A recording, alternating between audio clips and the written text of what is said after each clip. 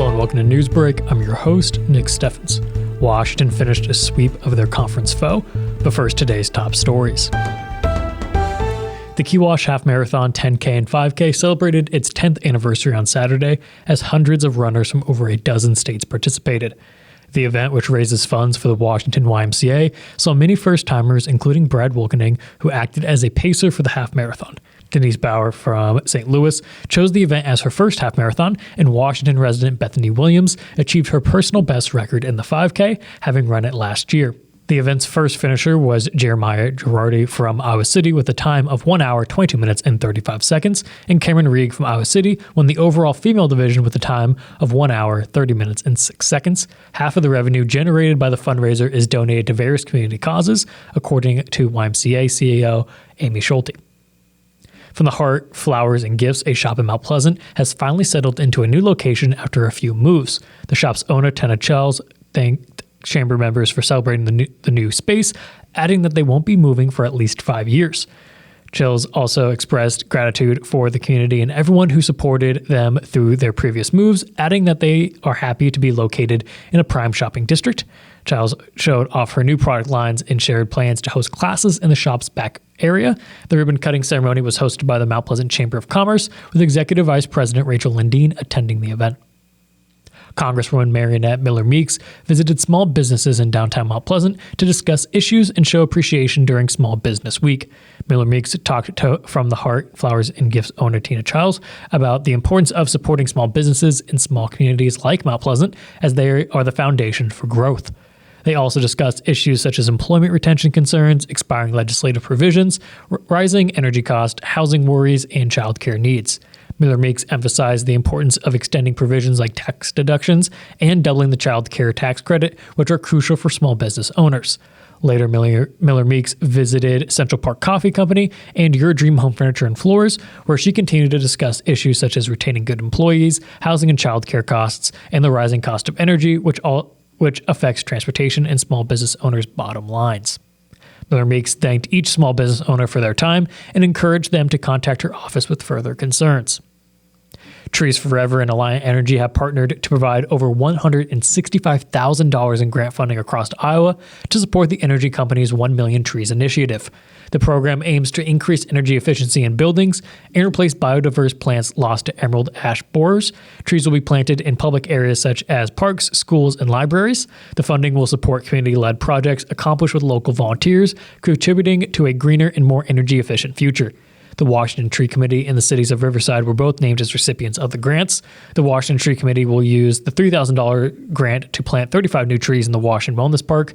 The city of Riverside will use the $3,305 grant to plant 15 to 22 trees between the sidewalk and the curb on 3rd Street and 4th Street. A food truck festival was held in Mount Pleasant on Saturday, building on last year's event. The festival had a new location at Iowa Wesleyan University and coincided with the school's annual spring thing.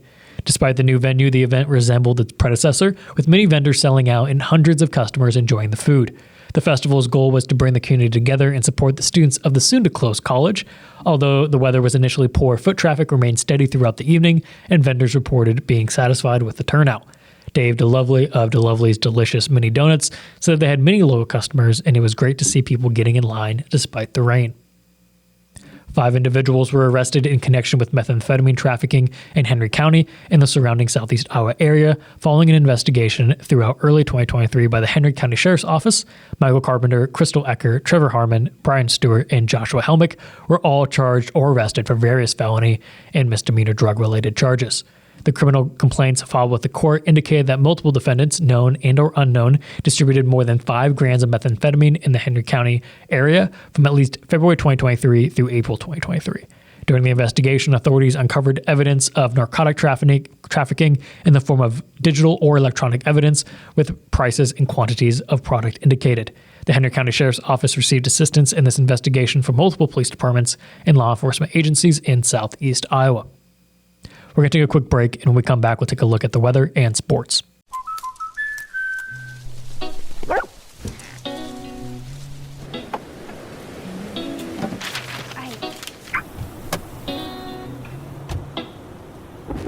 Protection is important, especially when you're talking about your dreams, which is why we're going to keep you covered with plans that can save you up to 23% when you bundle your home and auto. That's protection.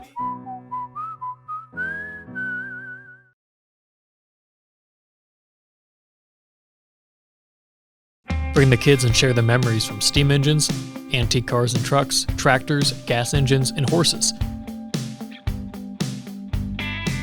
Maybe your memories are of great food from the North Village to the Log Village, or going to one of the amazing concerts. This is the place where memories are made. Make plans now to enjoy the history of the past at the 2023 Midwest Old Thrashers Reunion, August 31st through September 4th in Mount Pleasant. Visit oldthrashers.com for more details. Hello and welcome back to Newsbreak. I'm your host, Nick Steffens.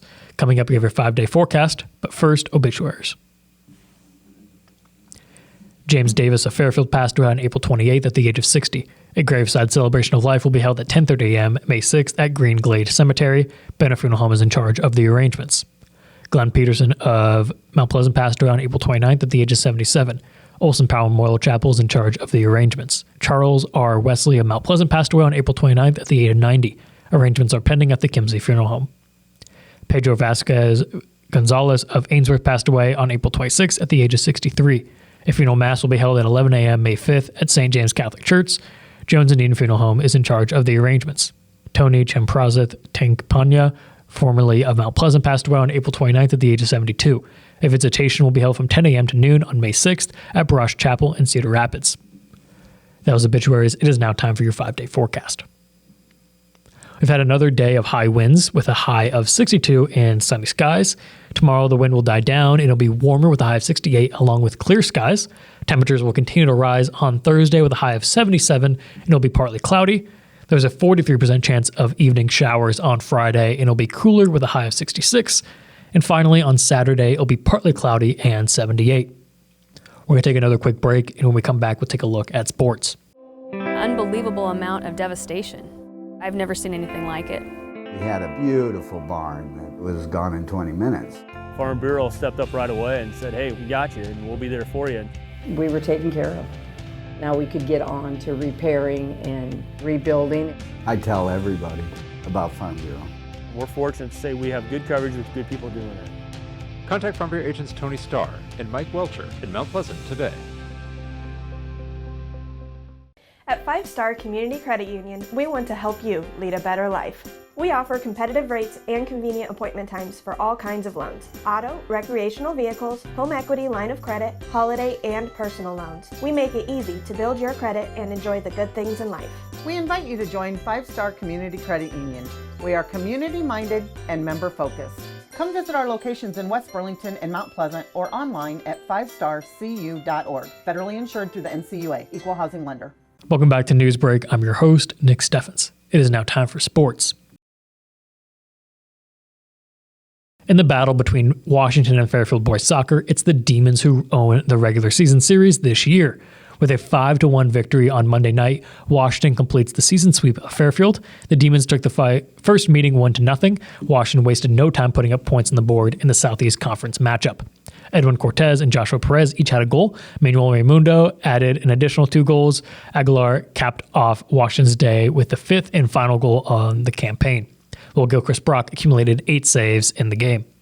With the win, Washington improves to 7-4 in the year. Fairfield drops to 3-6. Washington has now won 4 straight against Fairfield going back to last season. The Trojans hold the historical record at 21-6. That is the news for Southeast Iowa. I've been your host, Nick Steffens. This has been your news break, and I'll see you next time.